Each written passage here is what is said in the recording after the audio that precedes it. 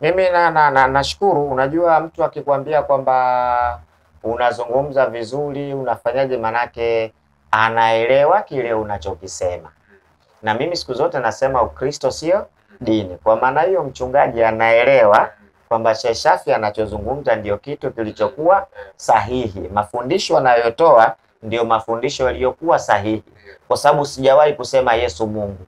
Kwa hiyo ninaposema Yesu sio Mungu, kama yeye mchungaji anasema ananielewa, manake amekubali mafundisho yangu kwamba Yesu sio nani. Sasa sijawahi kusema Ukristo dini, nasema Ukristo sio dini ya Mungu.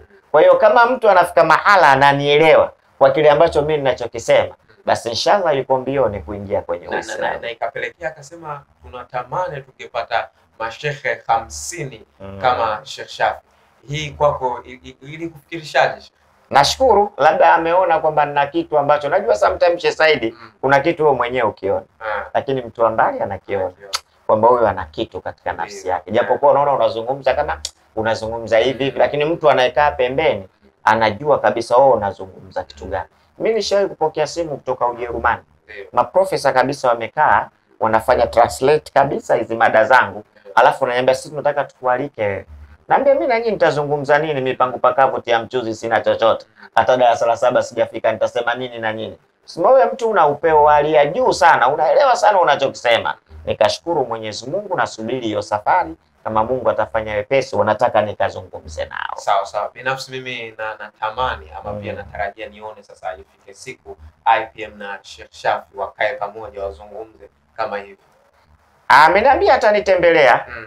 Amesema atanitembelea, aje tukwae tuzungumze. Hii dunia Sheikh Said. Dunia hii Sheikh Said mbaya sana. Na ndio maana kila siku nakuta tunarudi kwa Mwenyezi Mungu. Muhimu kutafuta mwisho mwema. Hapa tulipo tunaelekea kulitafuta kaburi. Kwa hiyo kila mtu akaye atafakari namna ya kuutafuta mwisho mwema, na utafuta vipi. Na mwisho mwema kuutafuta, kama mimi na wewe tuko dini tofauti, vitabu vipo hivi. Vituambie ipi dini ya haki, ipi dini ya kweli. Tukikubaliana mmoja amfuate mwenzie ili tuende salama salimini huko tunapokwenda.